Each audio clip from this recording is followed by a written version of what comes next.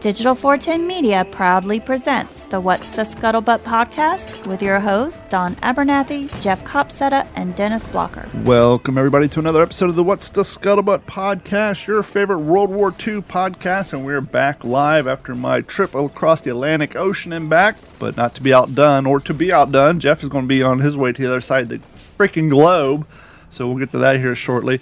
Dennis, what's going on, fella? Well, actually, there's a lot going on, but just more of the same old, same old. I'm looking forward to tonight. A lot of good stuff to chat about. It's going to be pretty good. You know, if I didn't have my beard, I would demand that you grew your beard back because you have a stronger chin than I do. I used to be known as the man with the strong chin before I grew my beard out, but I think if you and I were both to do a clean shave contest, I think it would be hard struggle because you got a pretty strong chin there, fella, ever since you got rid of that beard. How did your wife feel after you shaved your beard for the first time in forever? Well, I'm not married, so. Oh, my bad. I thought no, you it's were. okay. Thanks for bringing it up. It's just like really hard to talk about. So yeah, I hopped on a cruise ship and I went down to the Bahamas, and I have never seen water so dark blue in my life.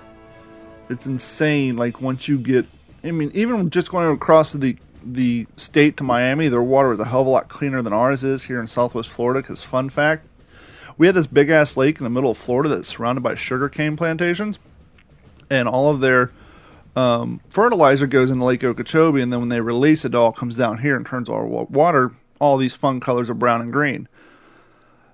The natural flow of Lake Okeechobee was to Miami, but they back in like the 50s, they did construction and diverted it over here so not to impact their tourism. So we get their naturally dirty water. But anyhow, drove to Miami, enjoyed the teal water. But when you got out in the ocean, I have never seen that dark blue of water before. It was insane how dark blue it was. And then obviously when we got to Bahamas, you saw the teal green.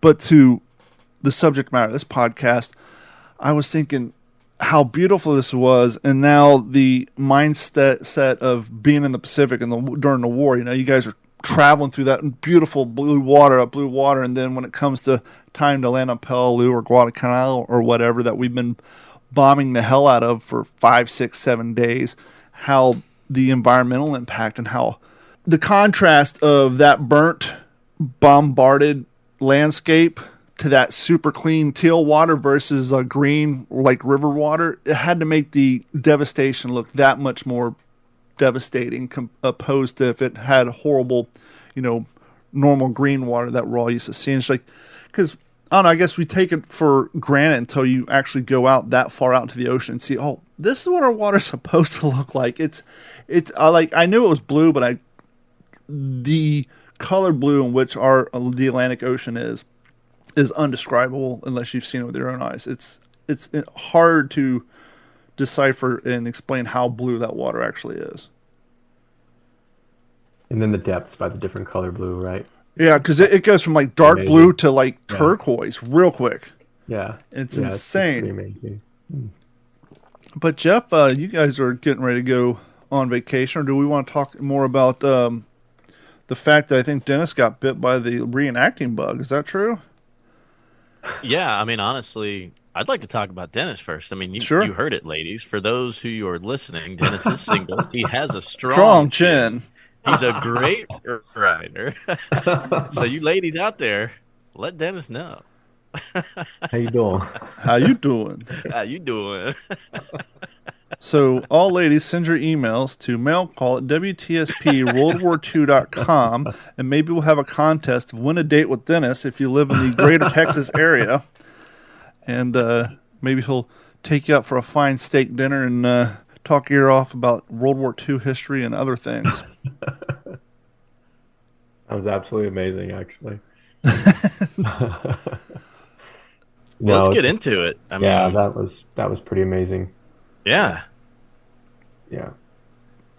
First of all, Don, I intellectually I knew what I was getting into, right? Because you hear, oh, there's going to be planes there, there's going to be aircraft there, there's going to be other reenactors, there's going to be this and that, and we're staying at a hangar, and so I knew what all of these different elements look like. I just didn't know what they all look like together at one place. And we had an interesting ride up there, and we thought that maybe our trip was going to be literally derailed there at one point, but worked out. We got there, like, I walk into this hangar, the side door, all the hangar doors are closed. I just walk in a side door and all the lights are on the inside, and they're just these bright, beautiful, bright lights. And there's this hallway, and I'm walking in the hallway, and I turn. I just wasn't prepared. I wasn't prepared. There's just this pristine P-51 gunfighter right there, gunslinger. And there's B-17 and a B-24. And by the way, tucked behind the B-17 somehow is a B-29. It's just, I just stood there just stunned. And then I just immediately remembered that, we're staying here tonight. And it was just, I don't know. It was kind of like a Twilight episode where me and Jeff both lost like 20 years and we were like teens and we were running around and it was just friggin', it was amazing.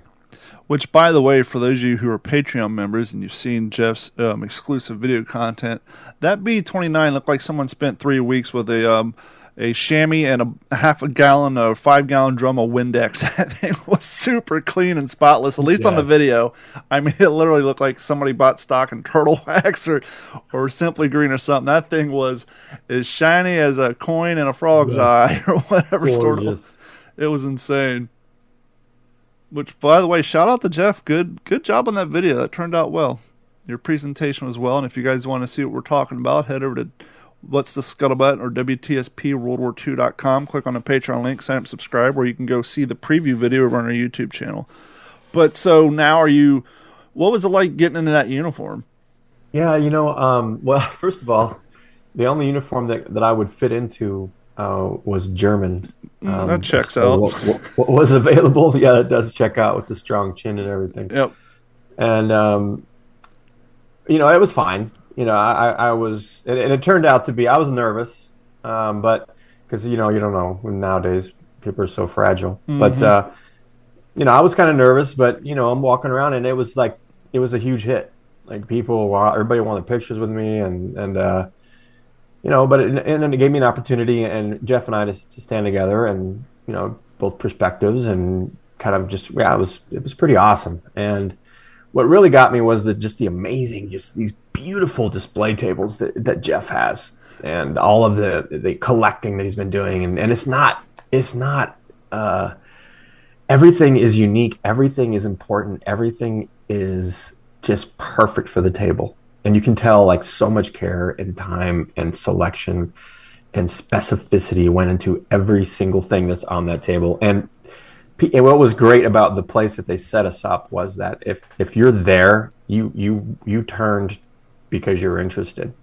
And Jeff is like, perfect person. He was just there, and it was just great. After watching a full day of him repeatedly giving the same presentation with some modifications, obviously, as we all do you kind of understand what I mean when I say it's almost like it's kind of like having a table at a sales convention or a trade show. Sure. You're literally you're selling your wares, but in this case, we're selling history. We're not talking about a table full of shower heads. We're talking about a table full of history. But it's the same presentation. You got to have that same sales pitch. You got to have that same interaction. And for any of you young parents out there, or even old parents, I'm going to say parents of young kids or even teenage kids, another added benefit to if your child wants to get into living history or has even a remote curiosity of getting involved in that, if that is something that's foreseeable for your family, that goes a long way, especially with today's kids, on building social interaction skills. Because as we all know, they're staring at cell phones nowadays, even at lunchroom at the table. They're texting their friend who's sitting across from them.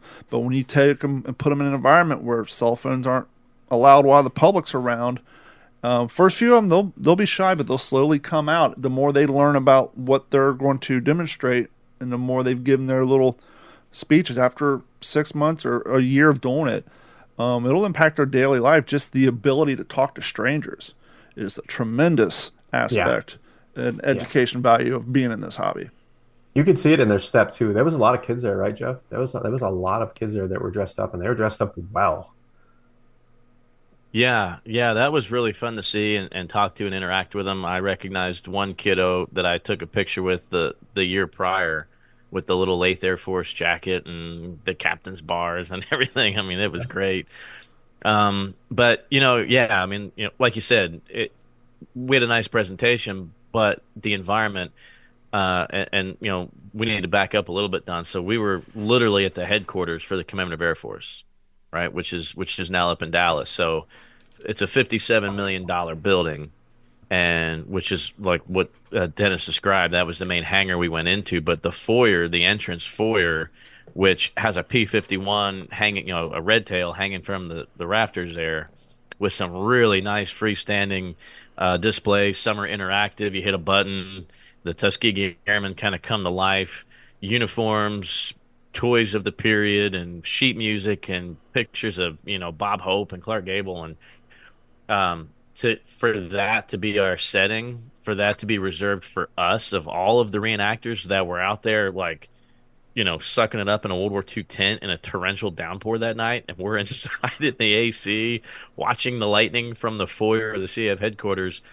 It was really special, and I don't know if I've ever been nervous going to a program like that, but I will say that I was at least cognizant of the fact that our display needed to be worthy of the CAF headquarters foyer.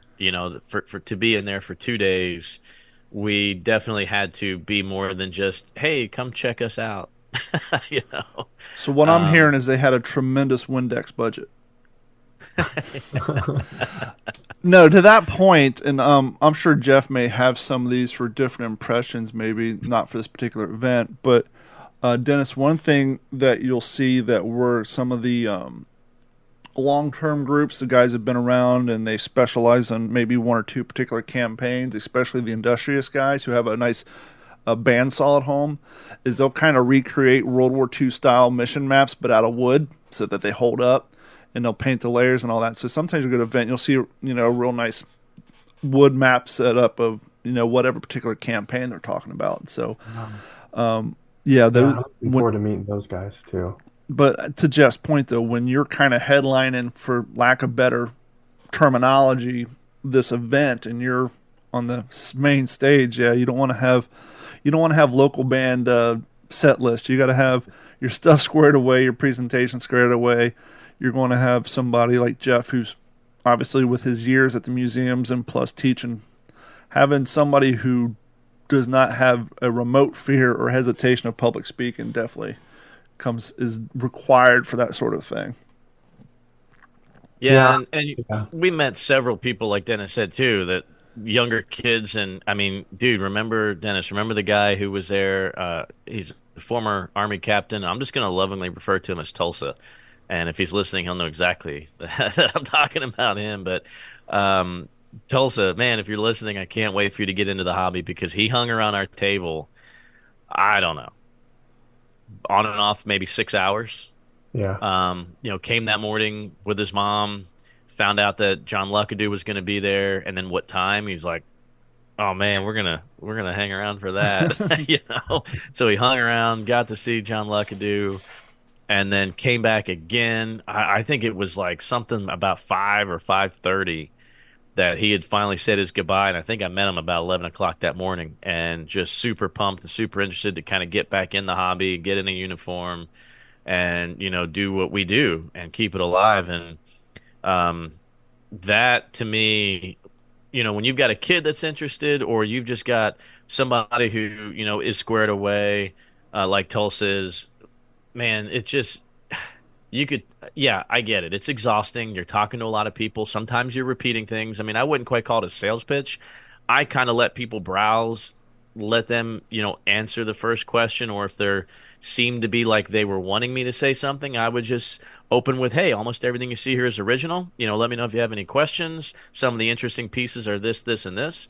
It depends. Or if you've got a girl that's like, wow, this is really cool. Okay, I'm like, hey, have you ever felt real silk? Mm-hmm. Have you ever felt 100% silk before? Yeah. No.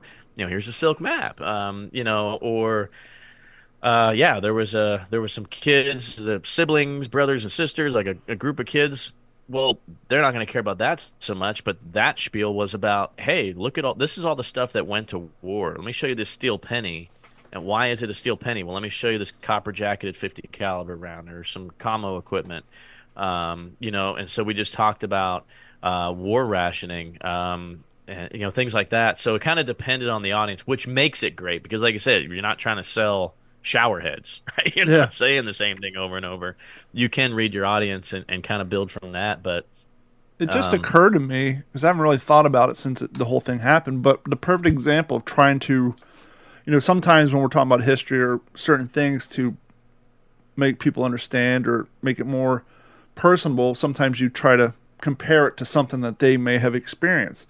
And the perfect thing with that food rationing, remember during the pandemic when things first got crazy and went to the store and there was no toilet paper or there was no bottled water or there was no mask, there was no, Kleenexes. Well, they kind of experienced the same thing during World War II. And so what the government did to try to intervene on panic buying or hoarding is they issued these ration stamps. And in order to buy these things, you had to have these stamps. And then that kind of makes sense. And so I never thought about that'd be a good way to bring modern day into some of obviously the teenagers who remember those early years of the pandemic. But that's kind of another easy way to use as an example. That's a perfect example why we had these stamps, is so that when you went to the store, everything wasn't barren because people were buying more than they needed. all right.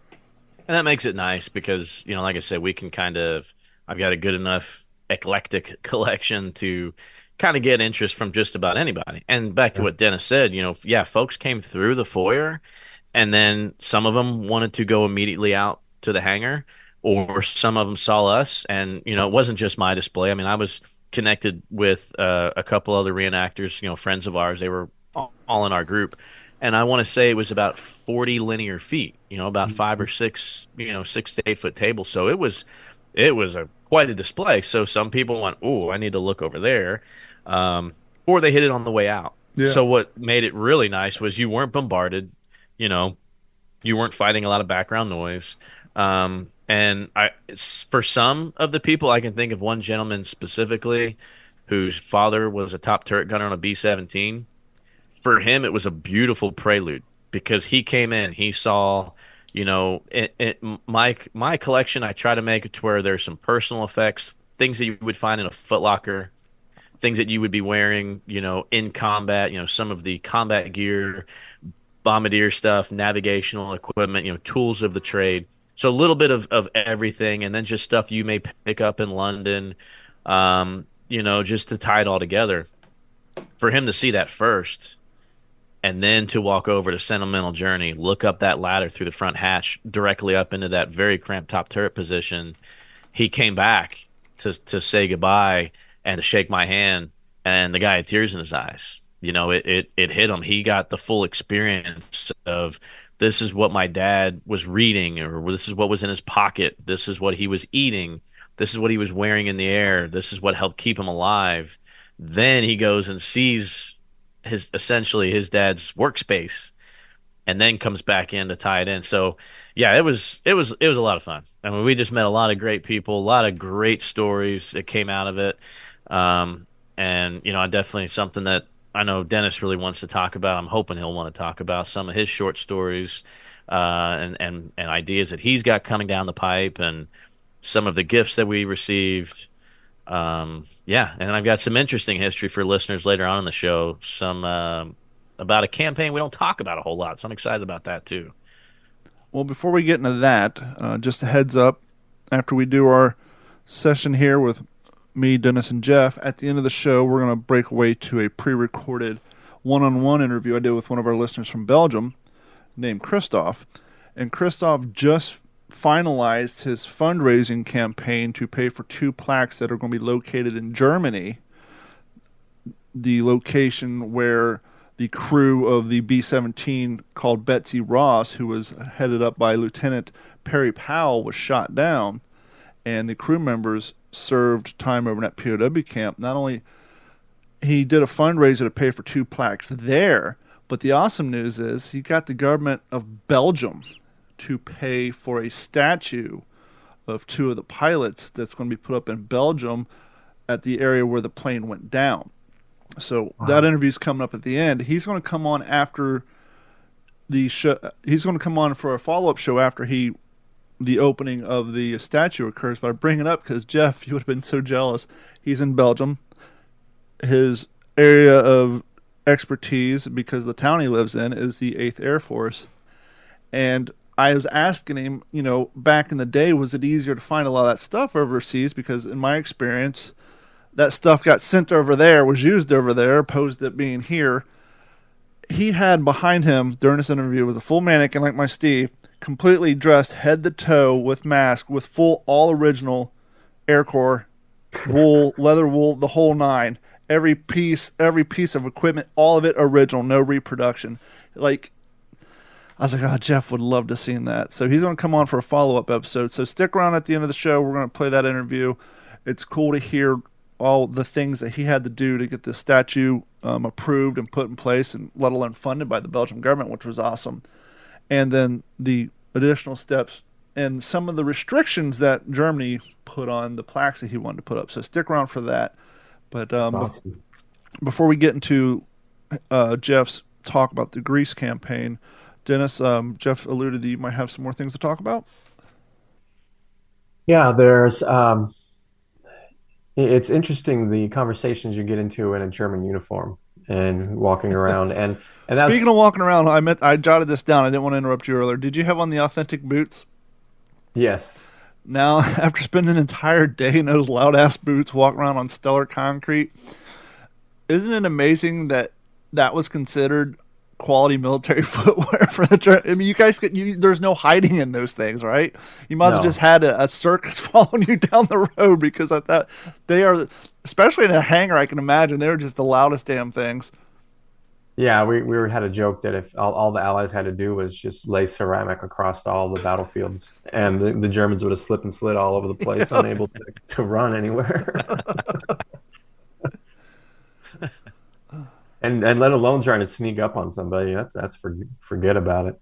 Yeah, but at that point, even if you're not dealing with ceramic tile, those things had to be slippery as hell, like on a large rock. Could you imagine running across a battlefield and coming across a 2-foot by 3-foot slimy stone in the fields of France? I'm sure so many of those guys, especially if you're the poor schmucky that's carrying the MG42 or the tripod, running with that 50, 60 pounds worth of hunk of steel in your lap, and then you have to step on a wet stone. Maybe that's why they'd switch out with Americans the first chance they got. I'd imagine so. I don't imagine there was a lot of padding on the inside between their sock and whatever screws were holding those knobbles onto the leather sole. Yeah, well, being a German, that was a unique experience for me because, obviously, but it brought up some really interesting conversations. I had a guy ask me if I had anybody come up to me, not, angry or anything, but any hostile conversations. And I was like, well, I've had people say,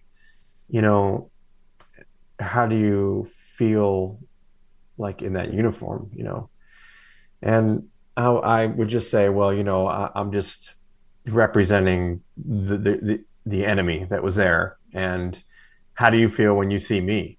Like, how does that make you feel? Like, that's the really good question. Because when you're standing there looking at the table and you're listening to Jeff, and all of a sudden you hear those hobnails on the floor behind you, that there's also that factor of that's kind of eerie, because it's almost got like the a sound of authority, like clink, clink, clink, and it's like can be very ominous sounding. And I would do that on purpose, where I would walk up to people and checking Ausweis bitte, papers please, Ausweis. And people are getting their wristbands and coming up, and I'm standing at the door and checking everybody's stuff, Well, to that point, let me ask you this, because it's not often I get to ask somebody this. I can remember the first time I did it. I'm sure Jeff remembers the first time he did. I'm sure for you guys it's a little different because you wore real true modern day uniforms. But did you get dressed there or before you got there? We stayed there that night, so we dressed in the restrooms. what was your feeling, regardless that it was a German uniform, just for the fact that you had this uniform on, like the first time you put it on and like the public starts showing up? Did you have any weird feeling, like feel out of place? Did you feel like in place? Because I remember like the first event I went to, I got dressed at home and then went. And so like the first time you're out in public, especially you're wearing these uniforms, you feel, for at least for me, the first one or two times, you feel kind of goofy, if you will. But once you get on site and you're in context, it's fine. But no, I definitely didn't feel goofy because I have a strong chin and I look like a freaking kraut. So when I'm walking around, I was in it, and I was there to give people an experience and to represent the museum, and that's why we were there. And they provided us amazing quarters, and so I was there to make sure everybody had an amazing time, and that they maybe felt the chill when they saw me walking through with, a flat affect and just staring people in the eye, and walking up behind them as they're standing there, and just maybe they could feel that ominous feeling of, geez, like, but, on the other flip side of that, though, and this is more to what you were just saying, my great grandpa was in World War II as well. My dad's grandfather, and he was in the 30th Infantry, and they were known for, they were a rock, right? When the Battle of the Bulge, they plugged the gap. Like, they were the veterans. In France at Mortain, they had single-handedly held many panzer divisions at bay on Hill 314 by themselves, and they're just tremendous warriors, right? And my great grandpa had been in this unit, Frank Sobin, and he was killed in action on October 27th, 1944, and he's buried in Belgium, and there's the Robbie and Frankie Meir family have adopted his grave. But I gotta say that it made me feel, I did feel bad wearing that uniform, and just because it was really kind of brought home, like, this doesn't represent something cool. It doesn't represent something nice. And I'm not trying to say that there was a message that I was portraying, but the uniform that you wear, it does have a swastika on it, and the German eagle clutching that swastika. And it is a military that killed my great grandfather, who's buried in Belgium. So I don't think I'll wear it again, but I'm glad I did, and I gave everybody the experience they wanted, and everybody was impressed, and everybody got the pictures that they wanted, and they couldn't believe a German soldier was there. But I probably won't ever do that again, just because, historically, all the murder and just yeah. And that's fair. It was a good experience for me, yeah. And I appreciate the fact that you went into it like a method actor. I think that makes for a more enjoyable day for the public around you, and for me as a reenactor. No, I took it very seriously. Yeah, I did the same thing. Even doing Ally, yeah. I try to treat it like a method acting. At least when the public's around. I try to stay into a somewhat of a character. And we were very available, Jeff and I, and everybody else that was there. We were very available from sun up to sundown. As long as people were there, we were out and about. We never were out of character. We were never slouched over, just kind of with a hand down our pant pocket or undone, or slovenly looking. We were always sharp, always squared away. I was always walking guard. I was standing at the entrance to the door, standing at the entrance to the thing. Standing over by and so I was always very mindful that I wanted people to get the experience, to see what it was like to be eating a hot dog and look up, and there is a totally decked out, squared away German Wehrmacht soldier standing right there. And there's, what I mean? You can see that people do double takes, because it was jolting to people to see that. Yeah. And I think it's also important to point out, because I've had to remind some of our younger guys in our group, I'm like, hey, when you're wearing that uniform, even though it's from 80 years ago, and even though you're a living historian, keep in mind that when you're wearing that uniform, you're representing a group of people, even though they're in their 90s now. So when you're wearing that uniform, act as such. Because believe it or not, a lot of these people, especially if you're in your mid-20s, a lot of people come through thinking you're active military and you just put on this 80-year-old uniform on the weekends as part of a a training or a requirement. I can't tell you how many people think that either A, we just show up and there's a trailer outside, we put on uniforms, or B, we're all active service members who are doing this on the weekends. And so I got to remind people, when you're wearing that uniform, act as if, because that uniform represents people. And, Sure. and to that point, I have since stopped. Like now, if I get dressed, like before I go to an event, I'll just wear the trousers and the boots. I'll put on a t-shirt, because for me personally, never have served in the military, I have discovered so many people don't know the difference between an 80-year-old uniform and I got so uncomfortable stopping to get gas. Thanks for your service. And I'm a World War II reenactor. I'll pass you. I just got to the point now. I'll wear the trousers and the boots. I'll just put on a t-shirt and I'll leave my blouse, my jacket in the car, just because I don't feel comfortable and I don't want to get put into a position where people mistaken me for a active modern day military personnel. That's very, very commendable. I really appreciate that. And I know even Jeff, when we stopped for gas on the way, Jeff was wearing the uniform, and he didn't want to go in, and he was active duty. Yeah. And he is a combat veteran, but he didn't go into the gas station because he didn't want to represent himself as a captain.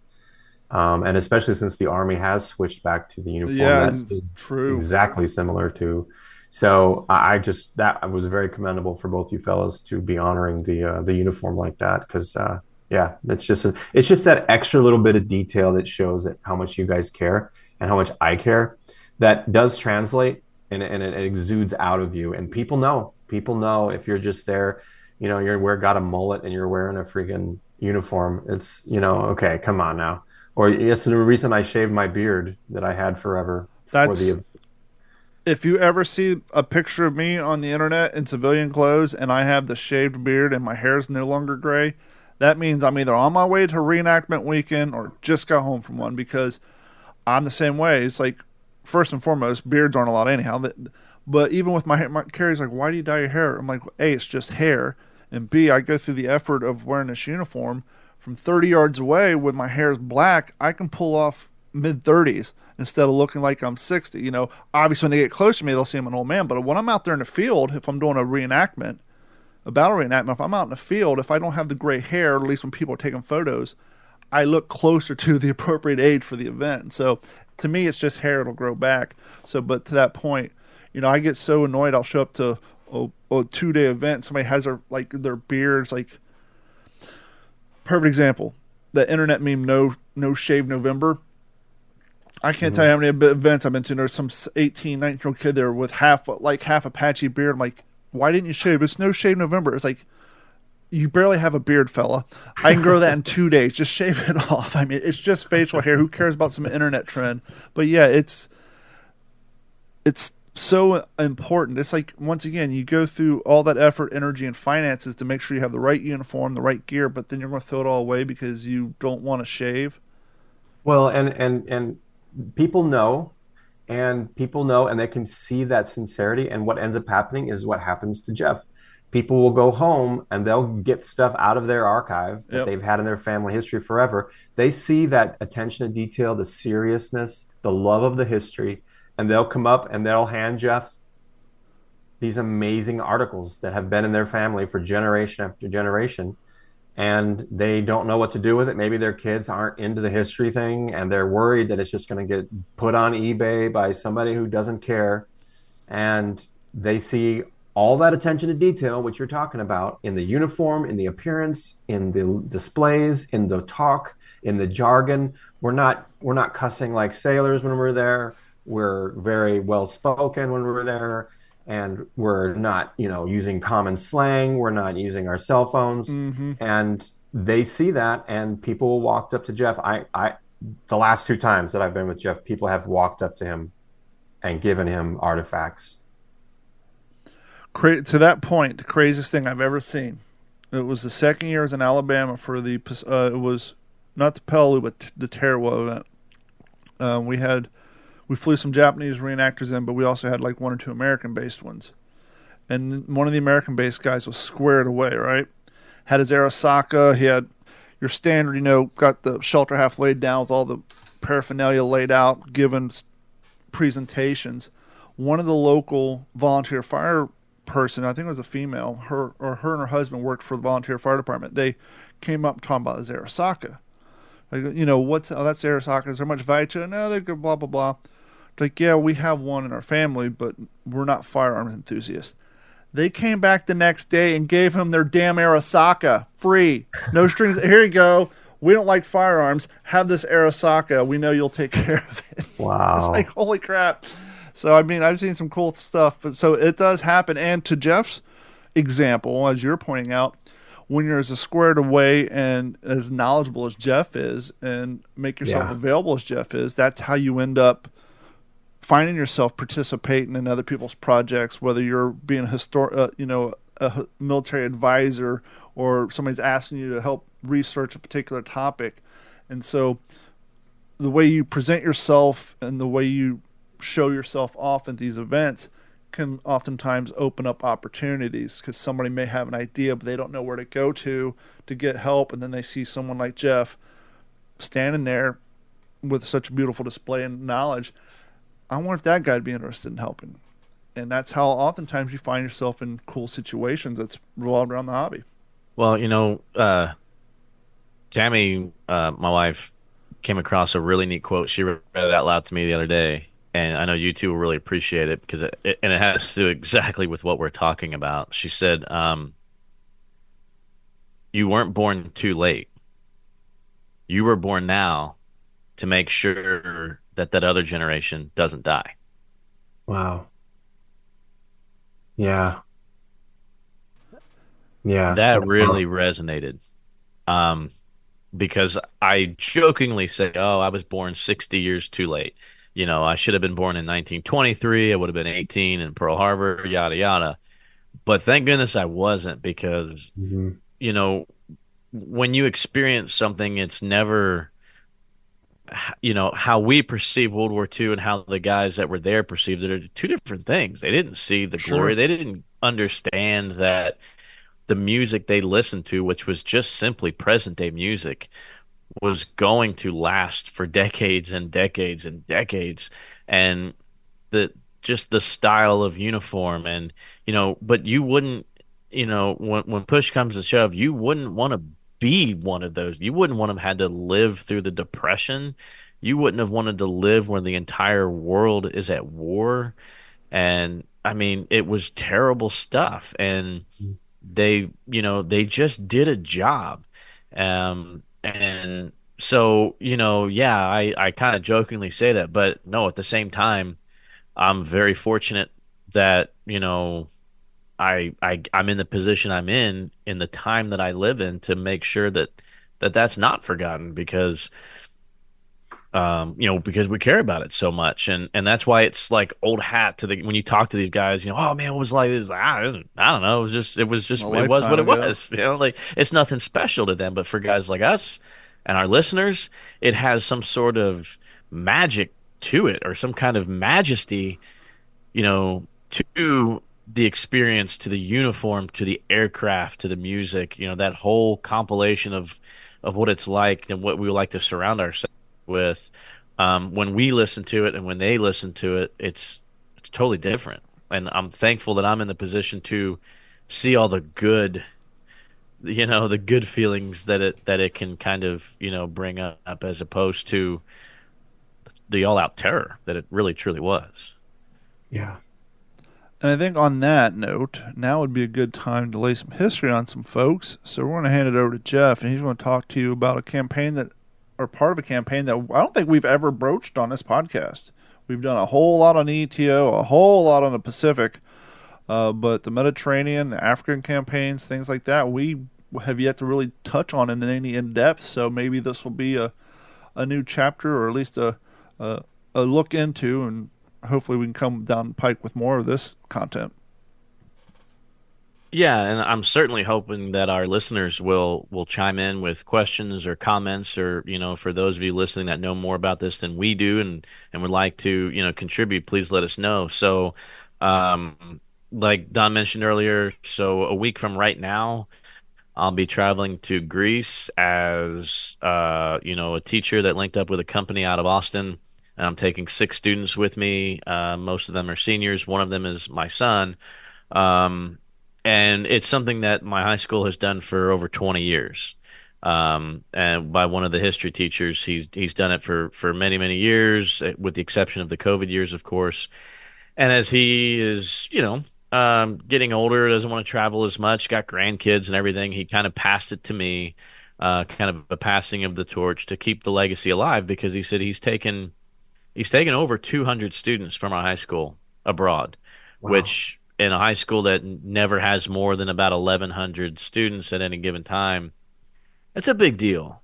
That's a big deal because it's not cheap, but it's really special, and I'm just so thankful to him and the opportunity that I have. So, I get to pick the location. You can go most places in the world, and so I thought, let's start in the beginning, right? The birthplace of democracy.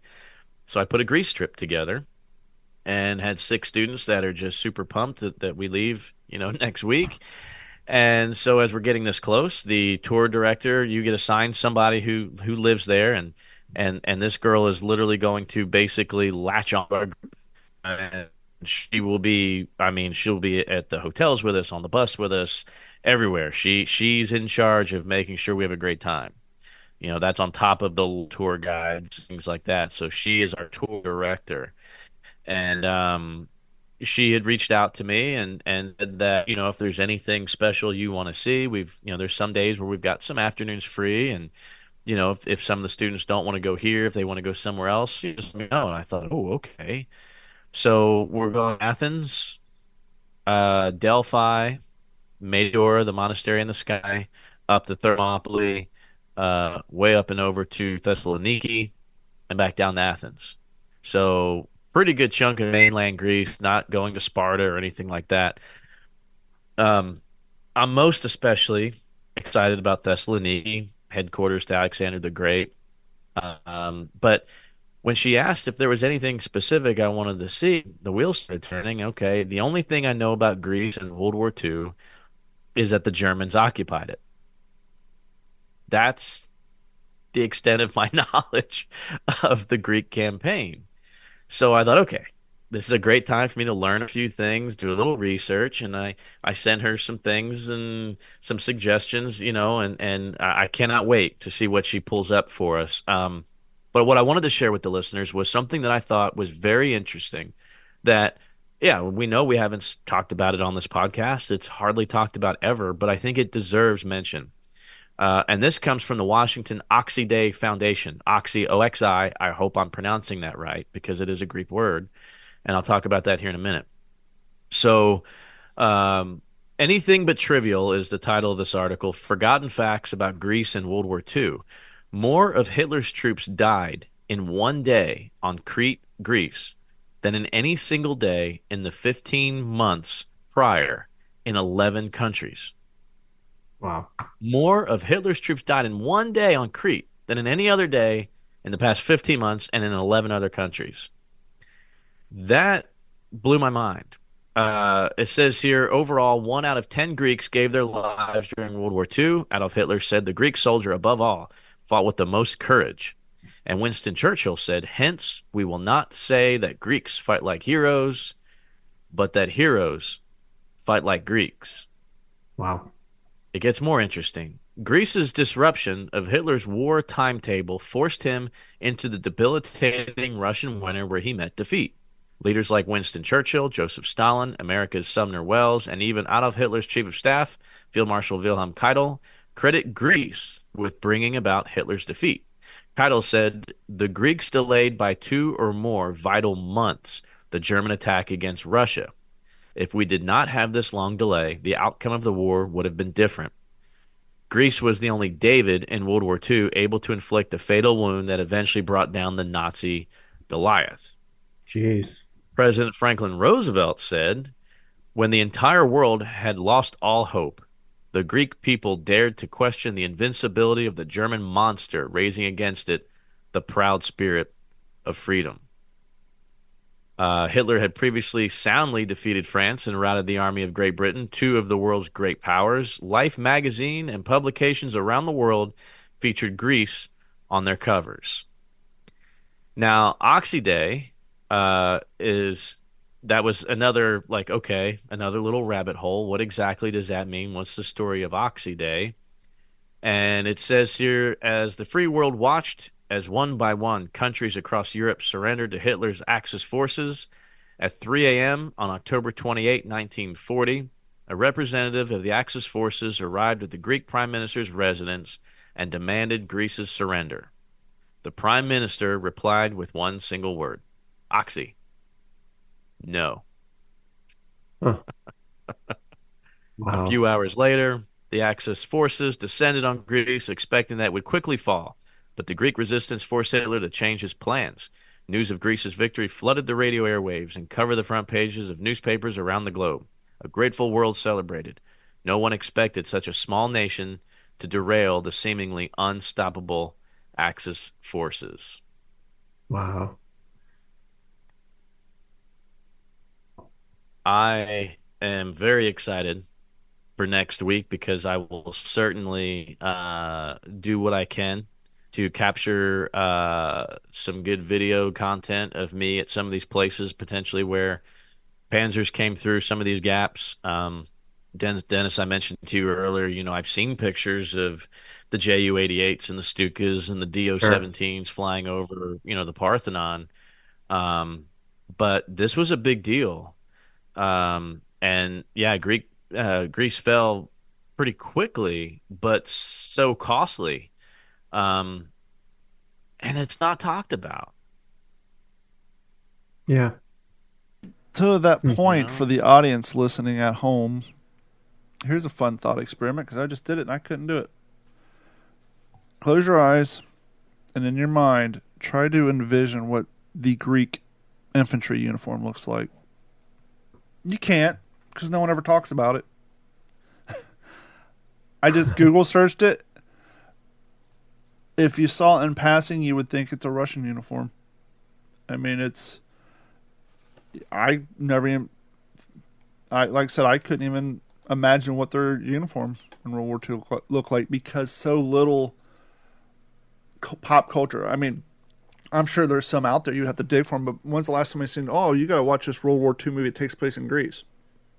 I never heard anybody say that. So, yeah, I mean, to that point, that we often talk about how there's so many stories and so many campaigns and so many people who fought in the war that don't get talked about, that a lot of focus gets put on other campaigns. Here's a perfect example, as Jeff says, here's another great campaign that we know little about because it just didn't get the coverage. I'm looking forward to seeing you shooting video wearing a What's the Scuttlebutt t-shirt in one of those gaps in Greece, talking about with Panzers coming through there. That's going to be Yeah. amazing. I'm looking forward to that. Jeez. Yeah, and you can do a quick Google search and find some maps of Hitler's invasion of the lower countries through there and Albania and Yugoslavia, and you kind of get the idea that I mean, I think most people know Greece is a pretty rugged country, from a topographical standpoint. So when you think of armored columns coming through, gosh, I mean, there's got to be only so many places Yeah. to be able to get all the way down, to get to Athens, right? I mean, that's not in the northern part of the country. So, what does that look like? I'm curious. Like I said, you kind of just see coming in, but there's really only one or two routes. But I just got a kick out of the prime minister response. I mean, is that almost not like, deputy commander of the airborne at Bastogne? Yeah. Nuts, like, Nuts. no, No. we're not giving in. Sometimes the Um, simplest answers don't need any elaboration. No. You want to Yeah. say And anything now it's else? no. Now No. it's no. It's Let's. no. It's known as No Day now. Yeah. Let's save yeah, on ink and time. I don't need to. C Day. Yeah. No need to type it up. Just no. yeah. No. That's awesome. So, if any listeners, if they've got anything to add, if there's some great things that we just don't know about, great ways for research, or maybe there has been a documentary or two, an independent film, a short story, maybe there's a short story that needs to be written. I'm interested in what anybody else has to say about it because, again, it's so overshadowed, but I feel like it's feel like it's pretty important. Yeah. You know, hearing some of those big people talking about it between Churchill and Roosevelt. I mean, my goodness. Especially the It's fact almost that like the Alamo. the You know, fact that the Alamo fell. that many but Germans it afforded died the on an time. island that was 113 miles long by, I think, 35 miles wide at the widest. I think the total landmass of Crete is 3,225 square feet. So Is Crete its own country? it's an island. Is it part of Greece? Yeah.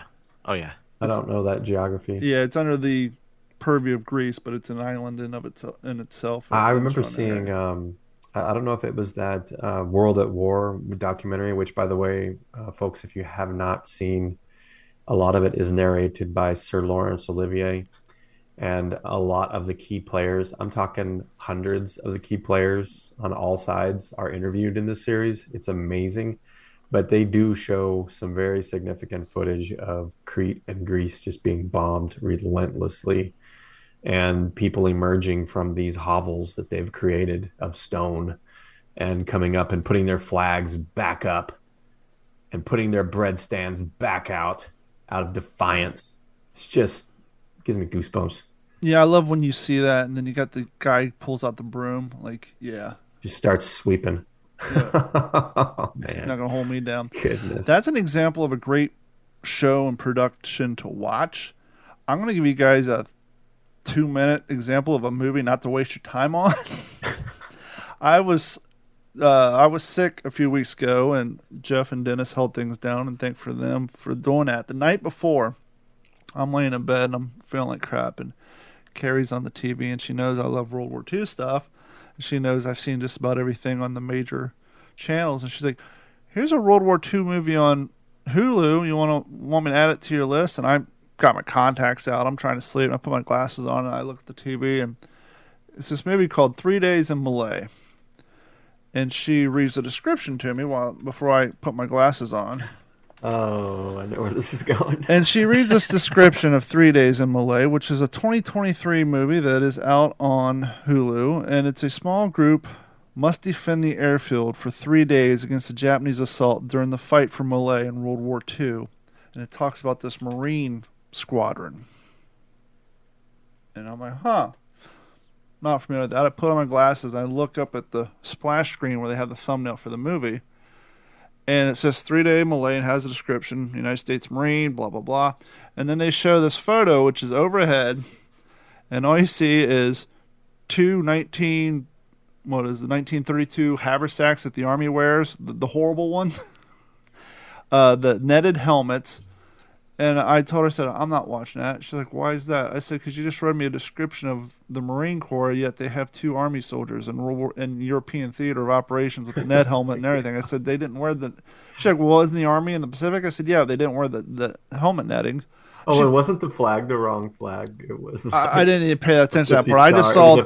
It was a 50-star flag. I just saw 2 Army soldiers in ETO uniforms in a movie about Marines in the Pacific, and that was all I needed. She's like, well, let's turn it on just to see what it's like.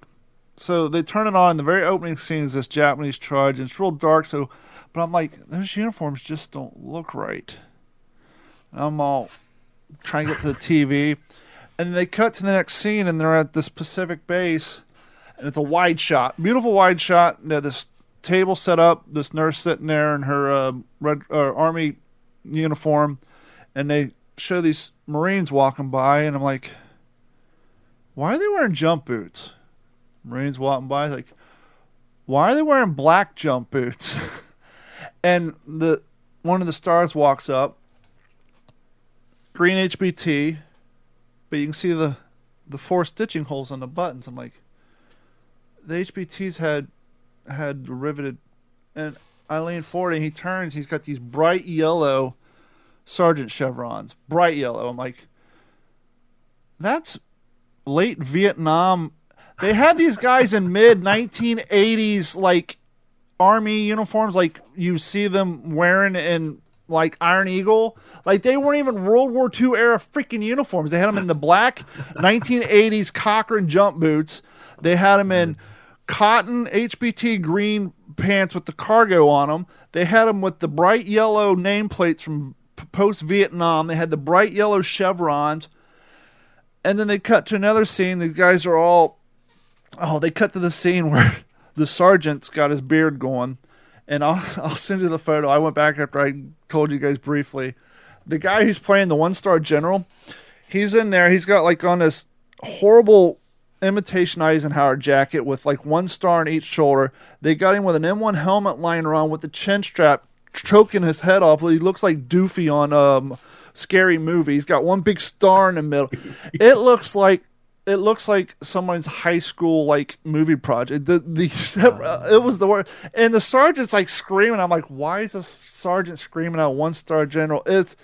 And then I was like, I guess I gotta go to bed. And then they cut to the guys like working out, and they got on black Hanes t-shirts. I'm like, okay, I'm done. I've since seen someone else complain about this movie on Twitter. So unless you guys are just wanting to watch this rubbish ass movie for the fun of it, to make fun of it, just go ahead and remove 3 Days in Malay from your Hoodoo playlist, because it is the biggest piece. Like, they didn't even bother. I guess they didn't even have even someone of military like historian who just wanted a film credit. They couldn't find anybody. It's like they just went on like Alibaba or like one of those military surplus stores and just bought whatever uniform they could get in bulk. Like, hey, they got 83 pair of black Cochrane jump boots from 1984. Cool. So they just bought whatever uniform they could find. And then the best part is, I didn't even get this far, but I went and looked at the screenshots.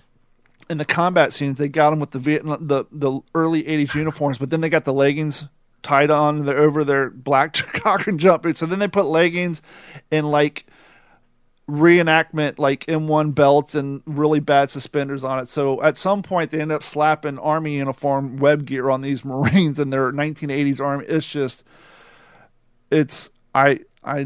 I can't believe this thing even got financed. It's ranking as the worst World War II quote unquote movie. Because if they didn't even say World War II, you would have just thought this was just some random HBO movie that takes place in the 80s somewhere. It's just horrible. So that's an example of a movie not to watch. Jeff, I see you got a sweet book behind you, fella. What you reading? Huh.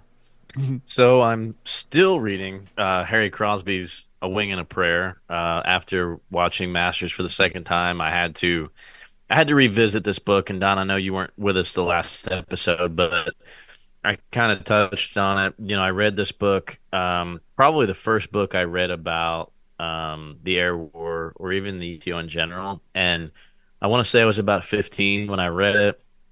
And I mean, I remembered bits and pieces of it, especially watching Masters. I was like, oh man, I kind of remember that. I remembered it from his memoir, but other than that, a lot of it was just way over my head. And I read, there was a chapter I went through just a couple days ago, and if you'll indulge me, there's a couple paragraphs I want to read here. I think you guys will find it interesting.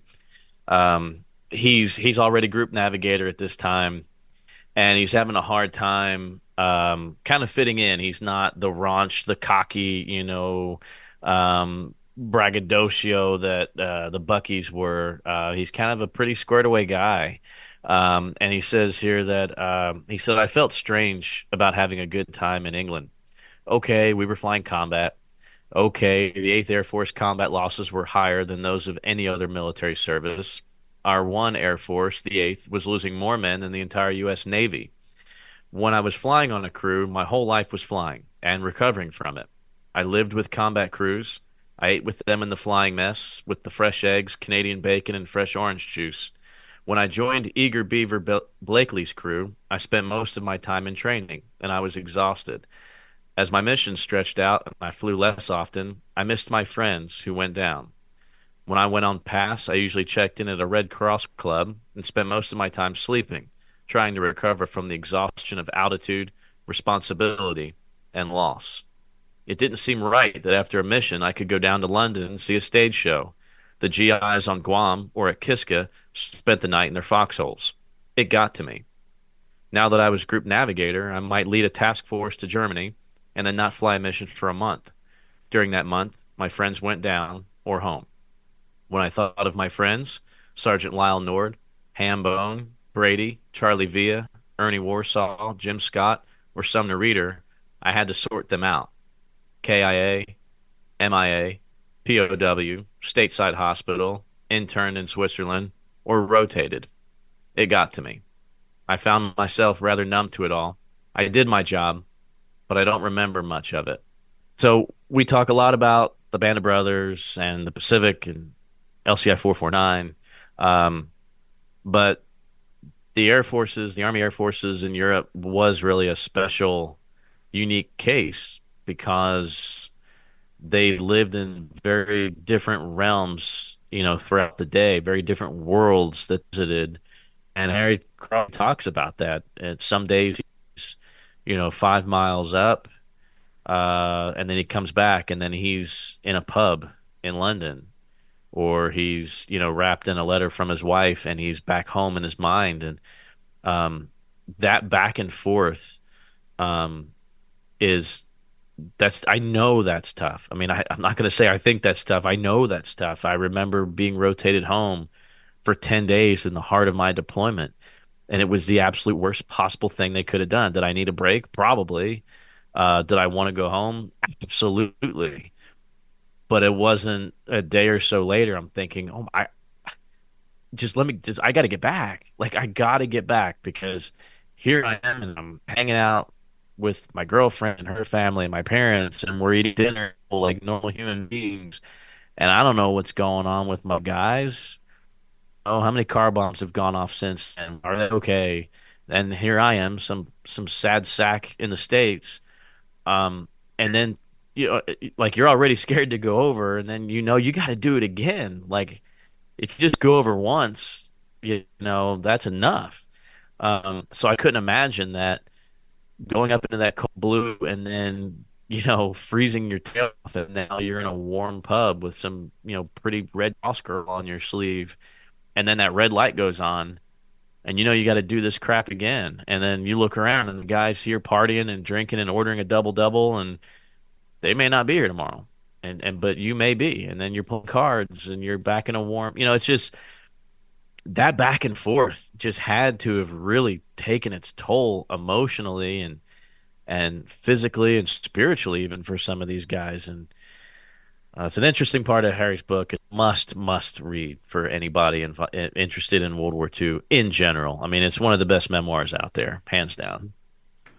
Speaking of Masters of the Air, did you reveal to our audience your Masters of the Air hack? I did not. Maybe I'm like looking online because I'm going to do the same thing. So maybe you should share the audience how you were able, as someone who does not have Apple Plus, to watch Masters of the Air twice. Share the love. Well, yeah, I mean, you're looking at a cheapskate, right? I mean, yeah, I know I got a lot of nice things. So, thanks to our wingman Dennis the chin blocker, because he does have Apple TV, and so I got to just totally binge watch it with him, a few weekends ago. Yeah, that was so epic. and it wasn't enough, right? Like okay, I need to watch this again. My wife needs to see this with me. So I did the whole stupid sign up for Apple TV thing, right? And the free trial. Yeah. We got through the first 2 episodes. And then the next day I tried to sign in again. It said I didn't exist. Oh, bastards. So, yeah.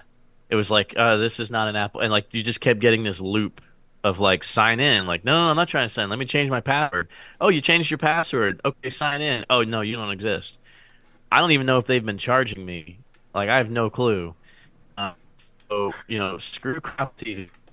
I got pretty frustrated because it wasn't like I didn't get to watch it, but we got to watch the first 2 episodes, and my wife was like, I need more. And I'm like, I know. So I just Googled, like, is there a DVD out there, and is it, like, not pirated? And boy, is there. I'll be honest. Maybe mine's pirated. It doesn't seem like it. It came through a seller from Walmart.com. Not that I ever like to go to Walmart, give them money, but hey, $20 online, and it was here in a couple days. Yeah, Watch the whole thing. Now 20. The one on Walmart is not the Blu-ray, but when you're dealing with Blu-ray, you run the risk of the rain-free stuff. But yeah, you can still get on Walmart. I'm actually buying one right now on eBay. $14.99 free shipping. So I mean, yeah. So if you guys don't want to sign up for Apple Plus and all that nonsense, just go online. And that's insane because I think what Band of Brothers was like $60 for the box set. The Pacific was more than. I mean, I don't know because I got both of mine as a gift from when I worked in radio. My boss bought them for me for Christmas. But I know when they first came out, they were by no means cheap. And so the fact that you can get Masters of the Air right now, within the same year it came out for $15, like what more do you need to know? So, yeah. I know. I did, when I revealed it on social, and I literally had people from several countries going, "Is that for real? Is that for real?" I'm like, yes. Now, it's not. Yeah, when Band of Brothers came out, you don't, like, I have the metal tin version of the Pacific and Band of Brothers. Mm-hmm. And then my wife bought me a real nice, like, box set of both of them packaged together, like, in this amazing box. So, yeah, you're going to get one single DVD plastic cover with 3 discs inside. And the discs have pictures on them, right? Like they're not just like a blank disc. But I mean, who cares, right? Who cares what the box is? Because you're not watching the box; you're watching the film. And to that point, as you were kind of joking on earlier, you're better off getting this stuff on DVD. I know DVD is an antiquated format, but I've seen so many videos where these young cats who spent all this money buying digital DVDs. And then they found out, hey, my digital DVD apparently had a shelf life because I can no longer download it and watch it with my code. And so people learning the hard way. In this closet right in front of me from back when I couldn't afford cable 15 years ago, we would just go to Walmart on Tuesday and buy $4 DVDs. I got 200 DVDs right in front of me. Cable went out during Hurricane Irma for 16 days. And my neighbor hooked up my power to his generator where I could power my refrigerator, one TV, and an Xbox. Guess who had WKRP in Cincinnati, the full series on box set? This guy. So, we were able to watch all... Because check this out. Fun fact. Cincinnati. I don't care if you got an Xbox One. I don't care if you have the DVD for it. Without internet, you can't play that stuff. I couldn't play Fallout even though I had the DVD because you had to synchronize online. So even without internet, your video game consoles are dead in the water. So what better to have DVD movies around so you can entertain yourself when you want. And back to what we were saying earlier, you actually get your money's worth because that DVD, unless your kid scratches it's around until you no longer can get a player. But I mean, records coming back, so I don't see DVD players going anywhere too long. But yeah, that's our little diatribe. We want to thank each and every one of you for hanging out with us for another episode of the What's the Scuttlebutt podcast. We do want to remind you, head over to WTSPWWII.com. Sign up and subscribe to Patreon. If you're a Patreon member, check your inbox. The second batch of stickers got shipped out today. I think we got about one more batch to go.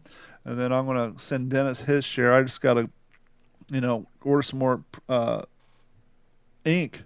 Actually, not ink. I've actually already gone through. I'm already on my second set of toners, ink cartridges since we started this thing, and my third pack of stickers. But the good news is, unbeknownst to me, when I bought this HP, I get a year worth of free ink on their subscription service, and then after that, it's $6 a month. So right now, we're printing to the moon because ink's not costing us a damn thing. We're just buying paper. So. Now's the time to print up stickers and get this cookie factory going. But so head over to whatsthescuttlebutt.com or WTSPWorldWar2.com. Click on the Patreon link. Sign up, subscribe. It's $1 a month. It goes a long way to help us out.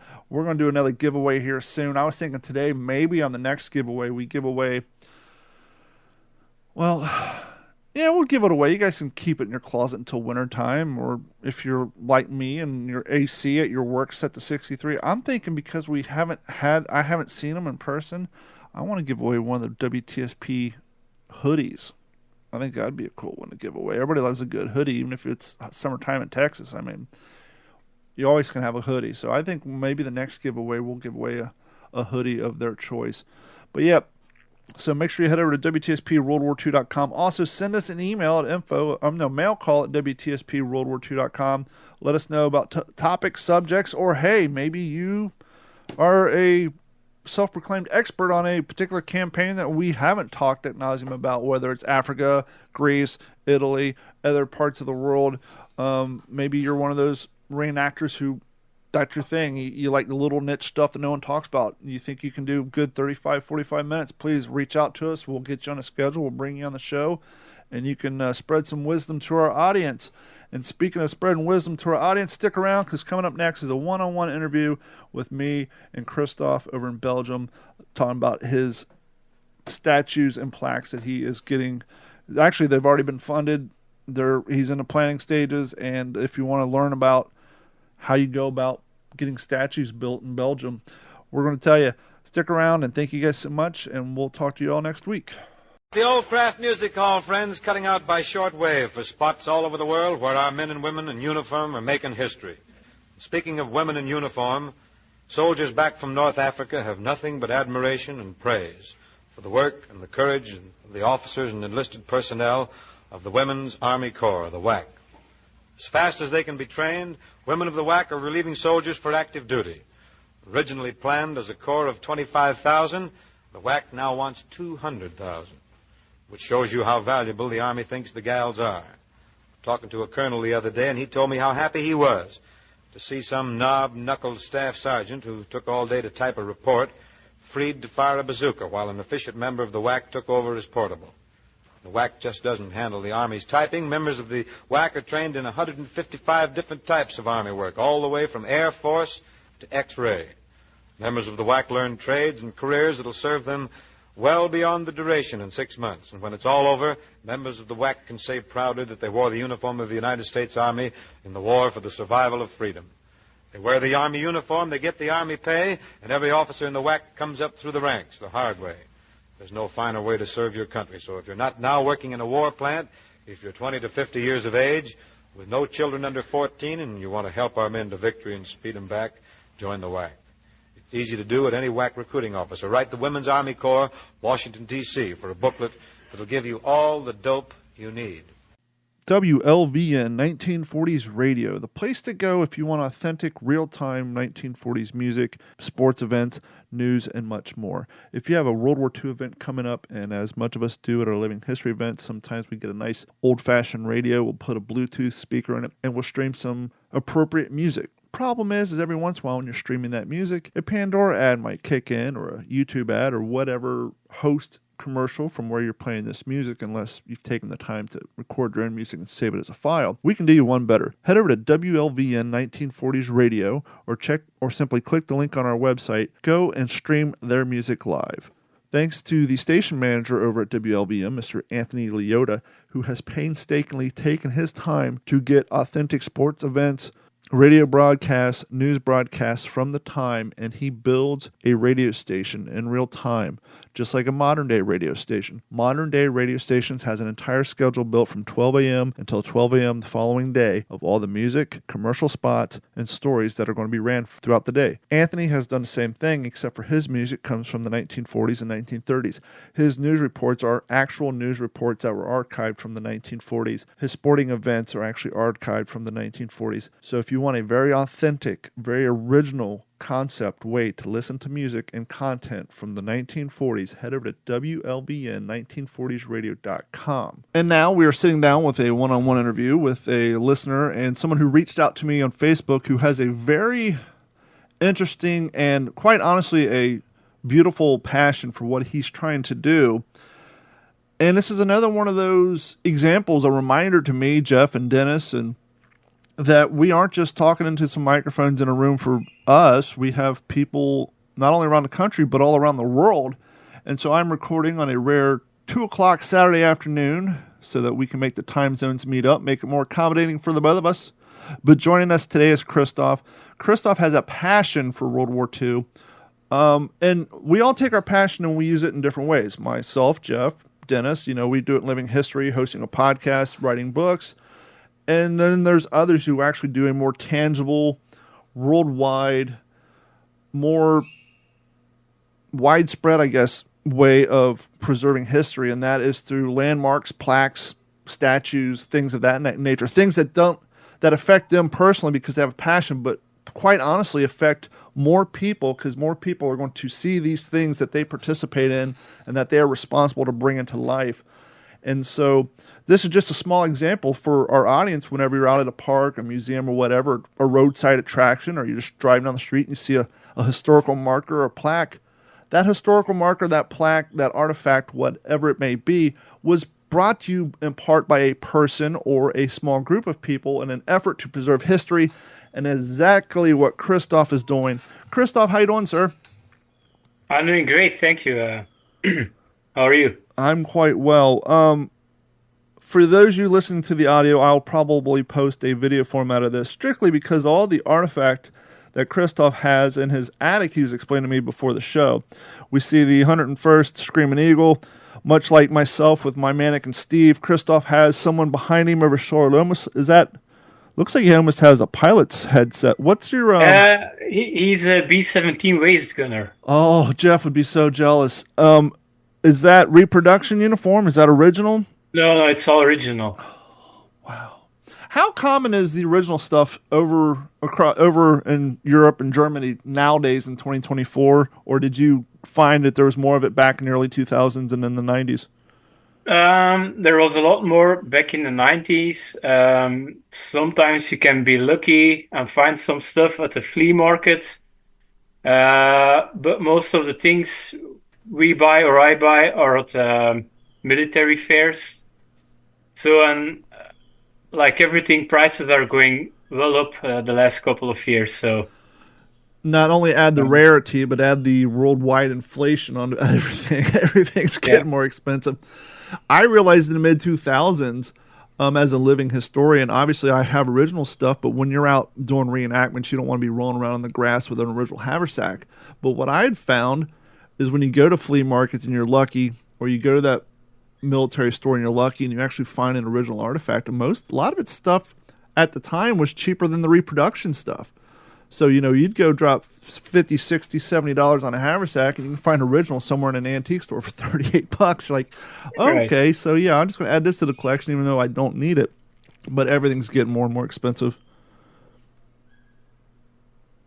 In your experience, I would imagine, this is the interesting difference between America and basically any other country outside of the Western Hemisphere, especially when it comes to World War II, World War I, even Vietnam, Korean War. All these conflicts happened elsewhere. And as we've seen recently with how the United States pulled forces out of the Middle East, oftentimes we just leave crap laying everywhere because it's more expensive to bring it home. I would anticipate that at least through the 70s, 80s, and 90s, it was probably a lot easier to find these World War II and military-based artifacts throughout Europe than it obviously was here, because it was leaving here and going there, and it very rarely came back. Was the market pretty much flooded back in the day? Well, I have to say that's a little bit before my time, but from the older collectors, I know stuff was everywhere in overstocks that sold all stuff from the 40s. So, yeah. We had sometimes you can get lucky when you visit farms or people who are hoarding like a garage sale, but it's getting very rare to find some stuff in the wild these days. Yeah, it's crazy to think as us as collectors how throwaway this stuff was. We had Wild Bill Garnier's son and granddaughter on here, and his son was explaining, my dad and his friends came back. They had so many Lugers, they were just taking them apart and throwing them in the trash can. They were just like, here. It was like having too many socks. They just had all this stuff everywhere that back in the day, it meant nothing. And they were literally just dismantling them, trying to get it out of the house because the wife didn't want it around anymore. And nowadays we're like, I would just want one of those things that you're taking apart and throwing in the trash can. It's insane to think. Probably we are throwing stuff away these days that in 50 years they're going to be looking for somehow. So I would like to think that, but let's be honest, our stuff's plastic cheap. It's made to fall apart in 2 years, so you have to buy a new version anyhow. Or if it's a smart device, they dumb it down and force you to buy something new because they slow the device down in order to sell you a new product. But we're not here to talk about the inconsistencies of modern-day technology. bring our audience up to date to something you reached out to me for. Unfortunately, we couldn't get you on in time for your fundraiser, but it doesn't matter because you met your fundraising expectations. Yeah. But we still want to share to the audience what you're doing, what your passion is. But kind of like we do with a lot of our guests, rewind and just give us a brief overview of how you personally got into not only World War II, but this particular segment of what you ended up raising money for. Yes. So when I moved to WTSPWWII, the town where I live now, I got interested in the local history. And they told me, did you know we had some Americans staying at the castle here in WTSPWWII? I didn't know anything about it, so I started my research. And in October 17th, 1944, we had a crash landing in a village a couple of miles away from here, but the crew parachuted out. So they stayed in our village for a couple of days. So that's how I got into this story, particular. Is there anyone in your village that's still around who maybe was a child during the crash landings and when the pilots were in the village? Not in my town.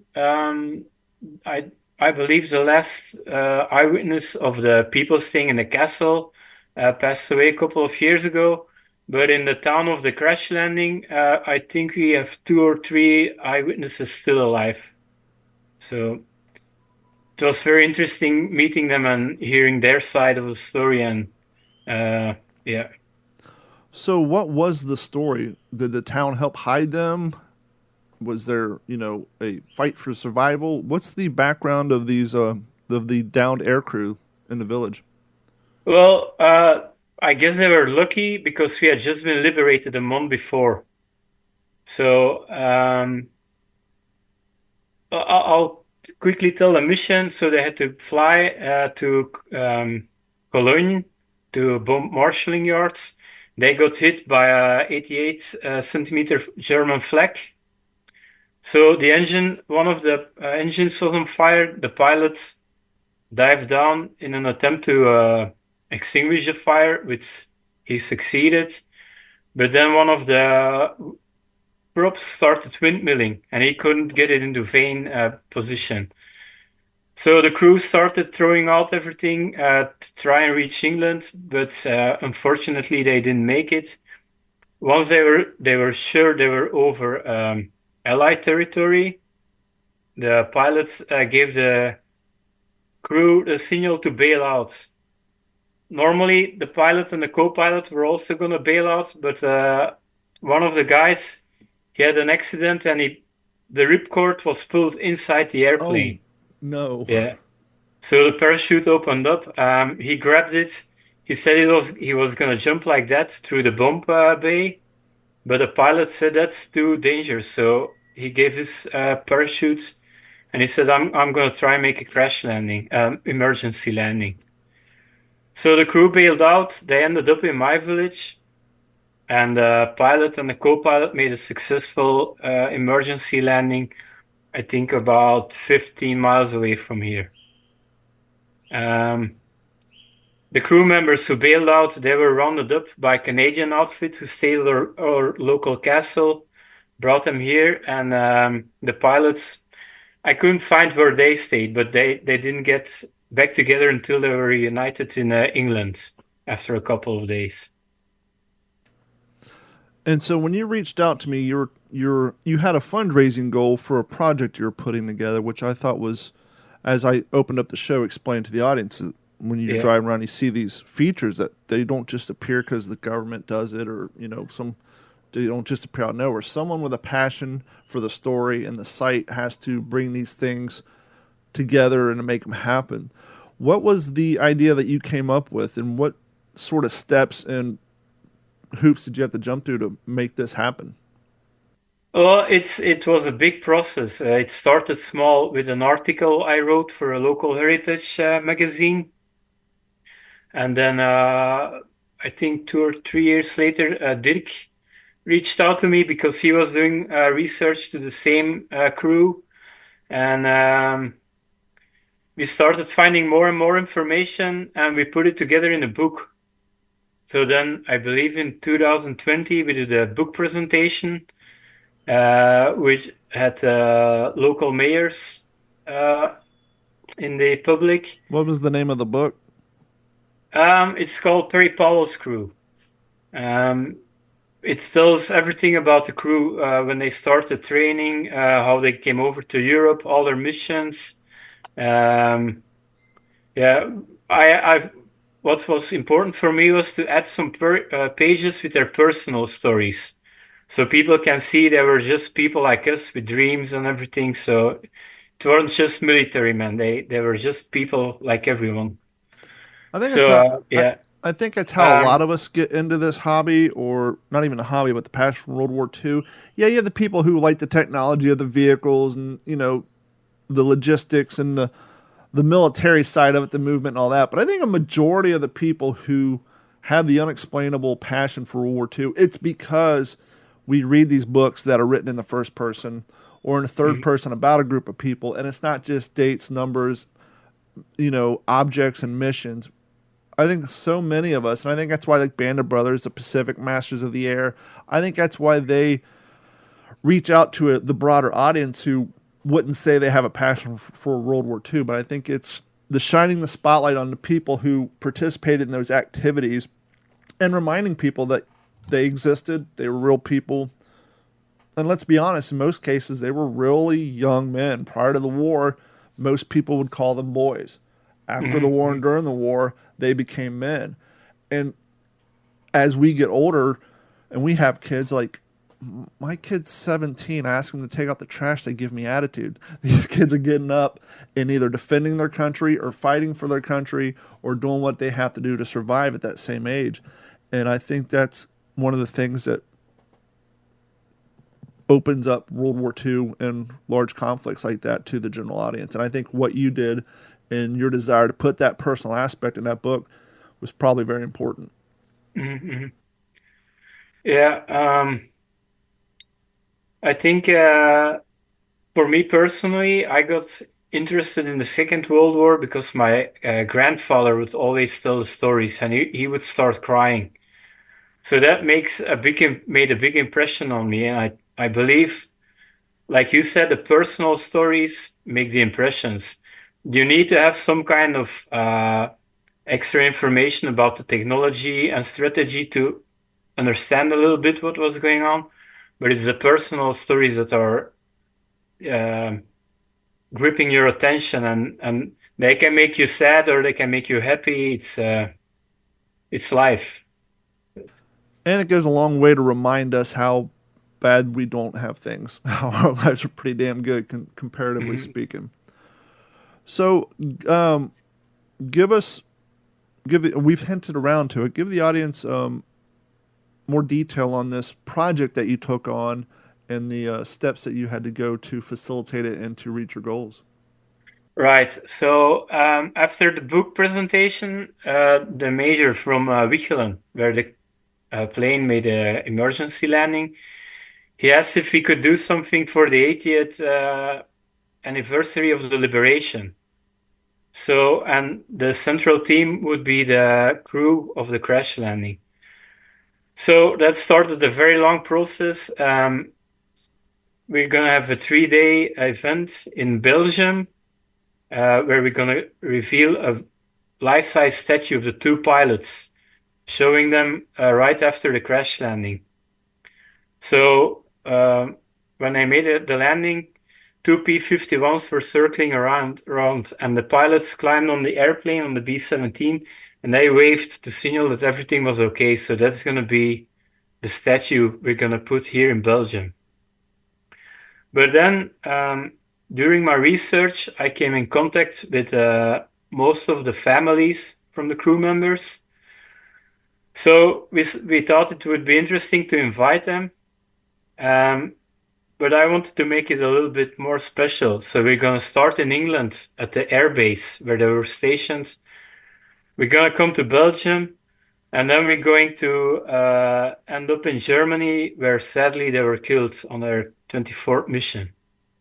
What was the name of the airbase that they flew out of, and is it a historical site, or is there still something functioning there now? Yeah, it's in Nuttenstead. It's close to London. There's a small museum dedicated to the 398 bomb group and the 55th fighter group, who was stationed there before the B-17s. Next to the museum, you have the Woodman Inn, which was a pub at the time, so a lot of the officers went there.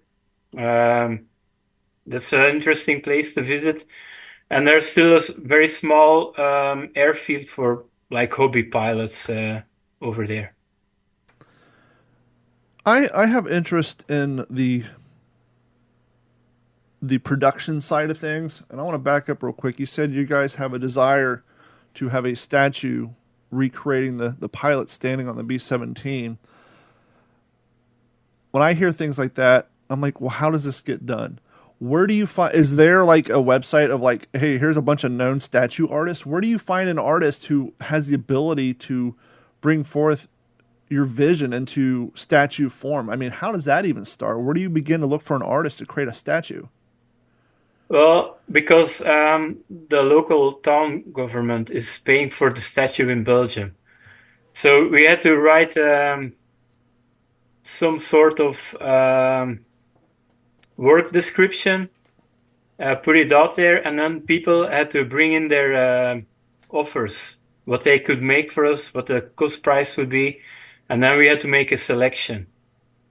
So we found an artist who meets the requirements, and I just saw a preview a couple of days ago, and it's gonna look good. So what's the scale of this statue? What's the overall height, width?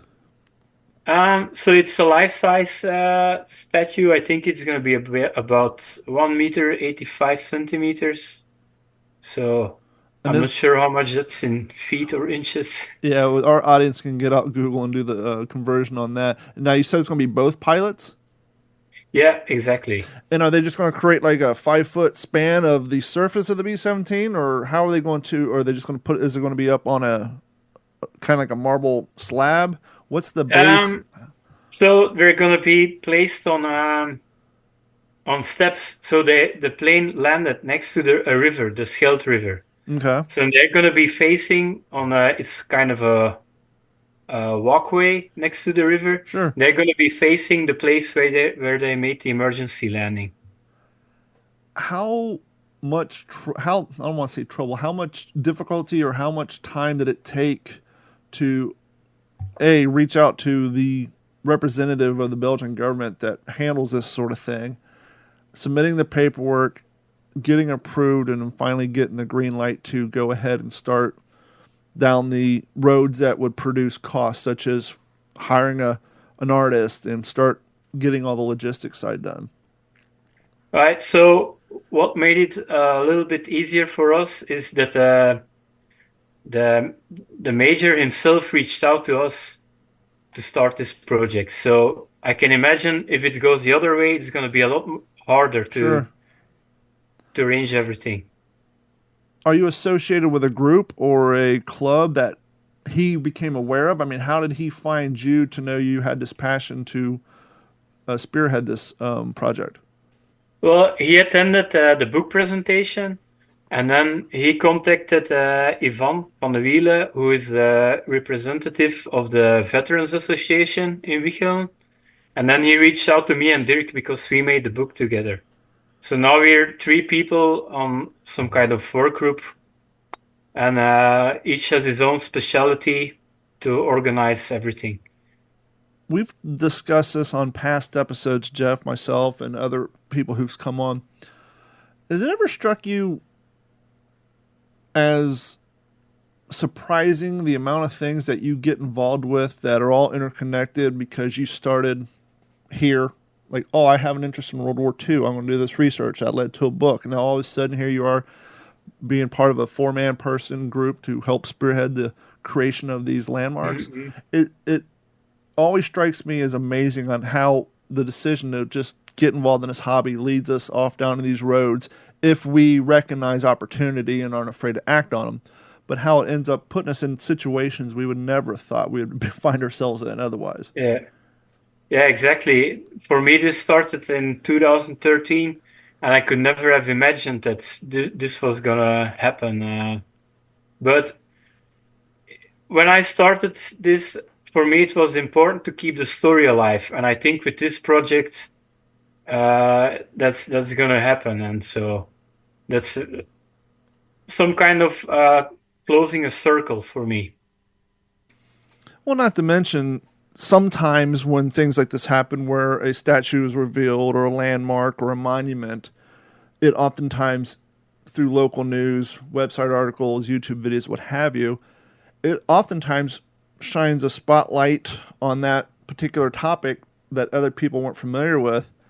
And then, kind of like your book and this military official who has connections in Belgium, someone sees it and they get interested in it and they might have more backing, more support, and then that might lead into TV shows, what have you. So you never know, like you said, preserving a history, you never know what might come out of this further down the road once this particular statue's up and the story gets retold once again and on a perhaps a larger scale. Right. But I believe for me, the statue in Belgium is going to make people aware what happened in for the next couple of decades. We're going to have the memorial plaque in Germany, because I haven't told this yet, but when they made it back to England, they started flying new missions. And on February 3rd, 1945, they were killed in a mid-air collision with another B-17. So that's one of the things what I often wonder about, because I said they were lucky we had just been liberated when they made a crash landing here. But what if we hadn't been liberated? Maybe they would have survived the war in the prisoner of war camp. So that's something we're never gonna know. Yeah, I mean, that's a very good question, because even though oftentimes prisoner of war camps are horrible conditions, like I just got done reading the book about Wake Island and the survivors who spent 3 years over in Chinese-based Japanese prison camps. And even though the Bataan Death March was horrible and the hell ships, they called them, and then even the years they spent there, they're the ones who were lucky enough not to die in malnutrition. As you just said, they could have died on a battlefield somewhere. So it's just one of those situations, like, you never know. And it's sad to think, though, especially when it comes to the Air Corps, because we've all heard the stories of it. It's 25 missions, you get to go home. 27 missions, you get to go home. They keep raising it, raising it, raising it. It's crazy to think that we had almost more machines than we did humans, that, especially for the Army Air Corps, that these guys were getting shot down, rescued, brought back, and then going back to work like it's just another day at Monday. Okay, go back up, roll the dice again. And then, by the way, we just raised your mission count up. So that had to be so morally taxing on these guys to survive a down, a crash landing, or survive ejecting out, surviving your landing, capture, or evading capture, finally making it back, and then just getting up like it's another day. It had to be so hard to do day after day, year after year. Yeah, it's we can't imagine what it's about and how it feels. But during my research, I learned a lot myself about these crews, because before I used to think, well, they had a pretty nice life, return to base every evening, have a good bed to sleep in contrast to the infantry troops. But if you read about the harsh conditions up in the air, the danger, they can't evade the fighters and stuff like that. It's, I think, not only physical but also mental. It's a very hard job to do. Sadly, I wasn't into this hobby back then, and I didn't interview people, but I used to run an IT firm. And in the early, maybe 2006, 2007, I had a customer. I was working on his computer. Older gentleman. He's probably in his 70s, 80s then. He was annoyed that the lawn care guys weren't wearing ear protection. The leaf blower guy. He was just... And I couldn't understand why. And he finally said, you know what? He said, it's these young kids don't get it. He's like, I'm 85. I can't hear a thing. I went deaf because I flew planes during World War II, and they were essentially tin cans with no sound deadening, and he lost his hearings from the loud motors all the time. And so he would get annoyed that, in his mind, younger, 30-year-olds weren't wearing ear protection when running their leaf blower because they didn't think it would have an overall impact. Just like back then, they had more things to worry about than the sound of the motors. But once again, you're not aware of things until it affects you. So here's somebody who lost his hearing from being around loud equipment, and when he tries to explain that to other people, they're just like, "Whatever, old man." And we have such a problem, at least over here in the West, of not listening to our elders and appreciating their life experiences and trying to learn from them. I've often joked around that the biggest joke God played on man, regardless of how old or young you are, when someone older than you tells you not to do something because it's not going to turn out the way you planned, you just always assume they don't know what they're talking about because they're too old. Doesn't matter if you're 16 and they're 20, you're 25 and they're 30, you're 18 and they're 50. You just always assume the older people don't know what they're talking about, even though they have that life experience. And it doesn't matter how old you get, it always goes on. Even with our kids nowadays, don't do it. Okay. Learn for yourself. Well, I have to admit, I was like that myself. But now, getting older, you realize, I guess it's been like that for ages. Yeah, that's why I said it's the biggest practical joke, because we never learn. My 13-year-old's not going to learn. Your 20-year-old's not. No. And even we might start to learn when we get in our 50s. Like, yeah, maybe we need to start listening. But prior to that, no. It's just, it repeats itself all the time. So to get the plaque and that landmark done in Germany, how was that process? It was a little bit harder because I had to reach out myself to the people in the town. Luckily, when I did the research for the book, I visited a town. It's called Lemke. And the major at the time, he was very helpful. So he brought me in contact with one of the eyewitnesses who saw the planes come down. He showed me in the cemetery where the crews were buried together in a mass grave. So it was, it helped me having a contact over there. So he brought me in touch with the right people, because at this time he isn't a major anymore. But I told him we have an idea to do something in Lemke as well for both of the crews. And because they were buried at the cemetery, I got in touch with, I think he's a pastor of the town, proposed him if he could do something. He had to do a meeting with all people from church council. But after going back and forth, we got the permission to hang up 2 small plaques, one in German and one in English, in honor of both crews who lost their lives there. So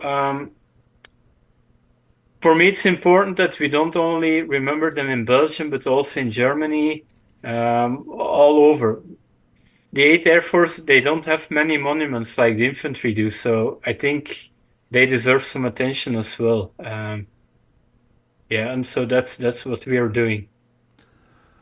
Do you find... See, here in the United States, the United States is so damn large, it takes days to drive across it. Whereas over in Europe, some of the countries are smaller, and you can go from country to country within a short travel time. And so you have the benefit of experiencing all these different cultures, all these different countries in a short period of time, whereas a lot of people in the United States never leave the continent. A lot of them don't even leave the state they live in. And so that really shrinks their worldview. Mm-hmm. I've been privileged enough and worked hard enough that I was born in Kentucky, grew up in Ohio, migrated to California in the early 2000s, and been down in Florida for 20 years. No, you don't have to be from here just to know that that's 4 different states, 4 different environments, 4 different cultures, because even in each state we have different cultures. And so you become more of a well-rounded person. And over in Europe, people tend to be more well-rounded because they can travel and experience these different cultures in a short amount of time. But I bring all that up to say this. When you travel around from country to country and areas, do you find when it comes to the subject of World War II, certain people are less likely to want to talk about it? Some people are more likely to want to talk about it, because obviously in Belgium, they were invaded. They were under control of foreign government, and then they were liberated. And so we know that in Belgium, obviously you guys want to celebrate the fact that you're liberated, but perhaps maybe a small town in Germany, maybe they would rather not bring some of these things up. Do you find it, is it kind of harder to approach people in different areas opposed to certain areas when it comes to the topic of World War II? To be honest, it was a little bit harder to get the permission in Germany. We couldn't bring a large plaque, or we couldn't put any individual names from the crew members. So they did have some, how do I say it, restrictions, I suppose. So, but yeah, I'm glad we have the permission, because I don't think you can do this everywhere in Germany. Yeah. Well, in just areas in general, because the audience may not take this into consideration. When creating a landmark, as the name implies, you need land. And most of these landmarks are on government property, or perhaps if it's a battlefield or a site of a down, it's someone's private property. And so you can't just go stick a monument there. You have to get permission of the person who owns that property. And if it's government, that's a lot of red tape. And even if it's a family, there may be a family members. This group wants to sell the land. This group, you never know what you're stepping into when you want to do something like put up a plaque or a statue. So there's always going to be something involved. And that's why I'm interested to hear of the steps in the process that was required of you. Now, I know that Belgium, their government was going to finance it, which is tremendous. The fact that this government's going to finance this project, whereas in Germany, they weren't, which is where your GoFundMe campaign came in place, correct? Correct, yeah. And you were able to achieve your goal? Yeah, we got some donations from the relatives of the crew, and then half of the funds we needed was donated by the 398 Bomb Group Memorial Association. That's fantastic. So that's a big help. I think it probably helped that I was over there last year at the reunion, and I give a presentation about the crew, so they know what we're doing here. I'm thrilled to hear that you achieved your goal, and as you said, more importantly, that you're bringing into existence technically three, if you're counting both plaques, three memorial objects to remind people, and not even to remind people, but let's be honest, to educate people on this particular accident and the Air Corps, because as you said earlier, with the exception of some of the newer, Masters of the Air and some of the other projects, even on a large scale, you go to any bookstore, any library, most of your books, regardless if you're looking into the Japanese military, German military, Italian, United States, whatever, most of your books are going to be about infantry and ground fighting. And there's fewer and fewer books about some of the other aspects of military life. For example, a few weeks back, we had on an author along with Dennis who have a tremendous affection for LSTs and the naval landing crafts and the PT boats. And we were talking about how, with the exception of maybe John F. Kennedy and PT-109 and some of the submarine stories we hear, you don't hear a lot about the LCI groups. You don't hear a lot about the the PT boat crews. And there's plenty of other aspects of the military on all sides during the war that people lent a very valuable contribution to their war effort that we never talk about. For me, the book is also it's kind of bringing the crew back to life, because when I did the research, I contacted the relatives, and I discovered almost everyone had a small piece of information. Like they said, I have to call my niece, or I have to call my sister. And so by bringing the pieces together, they all realized, well, there's a story, because they only knew one part of the story mostly. But for me, that's one of the important things of this whole project. You bring the person back to life. So sometimes it's very sad to read all the personal letters. Like one of the crew members' dad, he wrote a letter.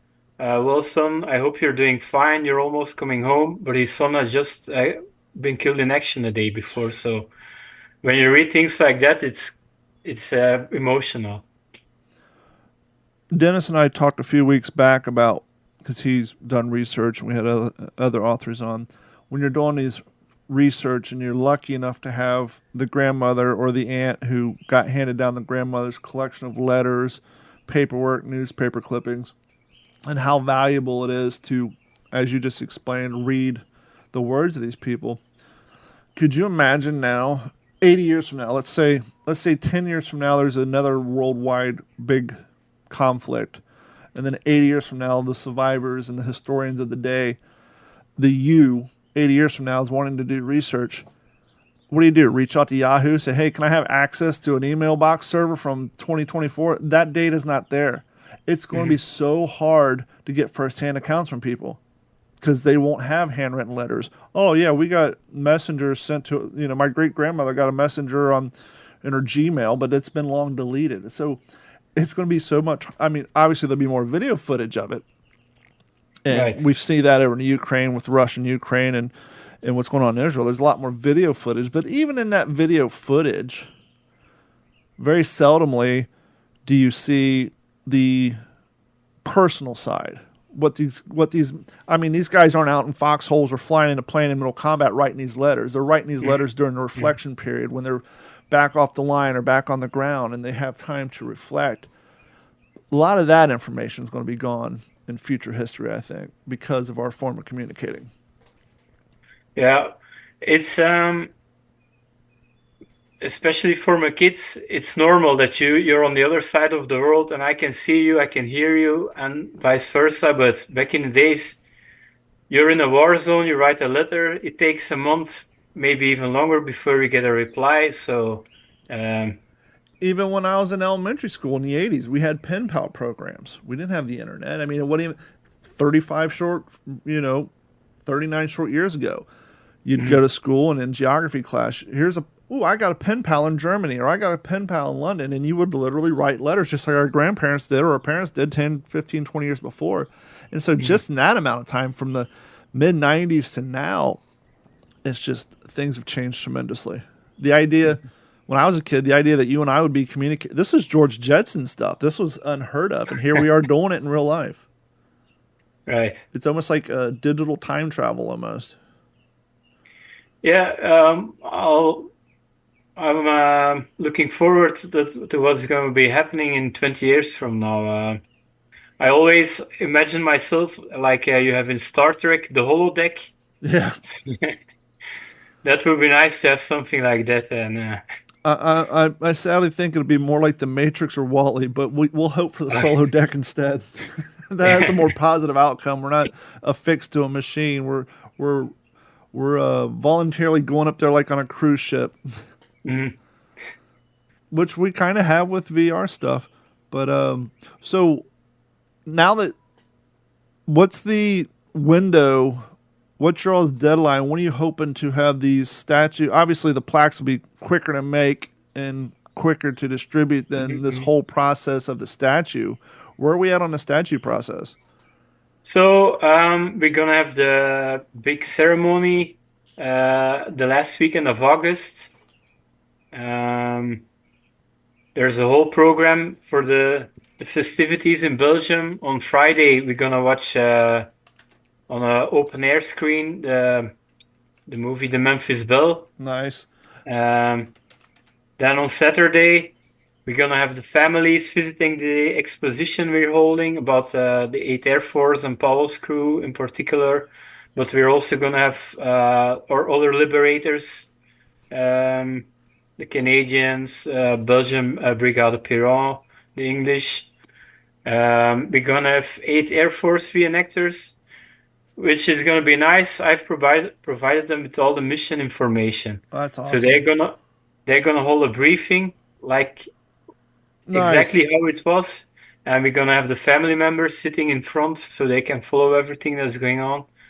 We're gonna have a flyover, then the revealing of the statue. Then on Sunday we're having a World War II vehicle ride, I would say, where we're gonna drive from the crash site to the castle in Wiese. We're gonna give the relatives a tour so they can see where their uncles stayed for a couple of days. one of the fundings, we had a brewery at the time, so the Canadians took him to the brewery for some tastings. Then on Monday, we're going to the American Cemetery near Liège in Belgium because the pilot and the navigator are still buried in Belgium. And what date are you doing? What month is this? This is so the last weekend of August, and then Monday, September 2nd. Nice. Yeah, so we'll have to have you come back on after this is all done, and you can give us a rundown of how everything went. We'll have Jeff on, who's a big 8th Air Force. Yeah, that would be nice. So that's going to be, I think, emotional when we visit the graves. Then we're going to Bastogne for half a day. And what's also important for me, when we go to Germany, we're going to make a stop in the Bergen-Belsen concentration camp. Because I want to show the relatives why their uncles or great uncles, why they were fighting here. Yeah. So they can see the horror of the war and why it was needed, what was done by them. Thank you for using that word, the horrors of the war. We have an issue here. Well, we did, not so much now, but about 10 years ago, we're having this issue here in the United States where people were wanting to remove statues of Civil War generals, early fathers of the country, based on what happened at that time. And I can understand that, but as a historian, I'm like, hey, the statue's there. Mm-hmm. If you don't like what it represents, it doesn't have to be a celebratorial monument. It could be a reminder monument. So instead of removing it, maybe add a plaque saying this guy was an asshole for doing these things. If Germany wanted to do the same thing, tear down all these concentration camps that have been turned into reminders of horrible things and why we got to keep things under control and not allow this to happen again. If all those would have been removed, then we wouldn't have these reminders of how not to do things. And we were saying that here. It's like, well, if you tear down these statues, another 80 years from now, people aren't going to know that that history occurred and why it's important to know that history so that these things don't reoccur. And so I think it's important to remind people, just because something's a monument or a museum, it's not always in a celebratory fashion. It's oftentimes a educational and a reminder of how things shouldn't be and why we shouldn't allow this to happen again. And so for you to take the family members there as a reminder of, hey, this is why your family's fought, and this is, at the end of the day, the importance of this conflict, I think will impact their grandchildren and great-grandchildren who were lucky enough to be on that trip. Mm-hmm. Well, it's like you say, if you remove everything, and even these days we have people who don't believe in the Holocaust. Yeah, for Holocaust example. deniers. Yep. Yeah, so if you remove all of those things, the evidence is gone. So I think, like you say, it's important we keep these things and use them as a means to educate people. Yeah, nothing's more of a reminder than a 12-foot tall, 15-foot wide mound of shoes. That'll quickly remind you of how real things were and the number of people that were involved. Mm-hmm. When you see those photos or those, to this day, they'll have the mound of shoes that were collected, or, the jewelry that was on display, or just anything that represents human life at a mass scale. They have those reminders. It's just mind-blowing. Mm-hmm. Well, it's for example, in Bergen-Belsen, you have these mounds of dirt, and then there's a plaque that says 7,000 people are buried here, 11,000 people are buried here, and you can't imagine, but yeah, it's important people see it because it's even almost too crazy to believe it. Well, on the behalf of myself, my show, my audience, we want to thank you and your team for your contribution of keeping history alive and bringing awareness to a story that most people probably don't know in those areas, and a reminder to those who knew the story, and to help bring public awareness through your books as well and your other projects. once this is all done, do you have anything else on the horizon, or are you just going to go about your daily life? You know, in the town next to mine on the other side, we had a plane coming down, so who knows? I'm sure being in that part of the world, there's probably plenty of locations that are still around and plenty of stories that have gone untold that you can probably be working on monuments for the rest of your days. Yeah, it's important to try and get those last testimonies documented, because in a couple of years nobody's going to be around anymore, and yeah, so like everything, it's important to learn from the people who lived it. Absolutely. So, well, I want to thank you for having me on the show, and also for making it possible to remember Paul and his crew. So, and I'll make sure to give you an update after our big project is finished. Please do. Where can people find you? Do you have any Instagram or Facebook pages or websites people can go to learn more about what you're doing, or your books or anything of that nature? So if you want, you can add me on Facebook, and then when we have the statue, we're gonna have a QR code that people can scan with information. So maybe when that website is finished, I can provide you the link, please. and you can share it if possible. And as always, if you guys head over to WTSPWWII.com, you can find the episode that this is attached to, and we'll have links, photos, and all of the pertinent information on this. Kristof, I'm going to try to say your last name. If I slaughter it, forgive me, but I want people to hear it. Yeah. Kristof-De-Geyter? Close enough? Maybe? Yeah. Almost perfect. Thank you. Almost perfect. That's what we strive for here on the What's the Scuttlebutt podcast. But thank you guys so much. And Kristof, thank you. And we're looking forward to having you back on the show.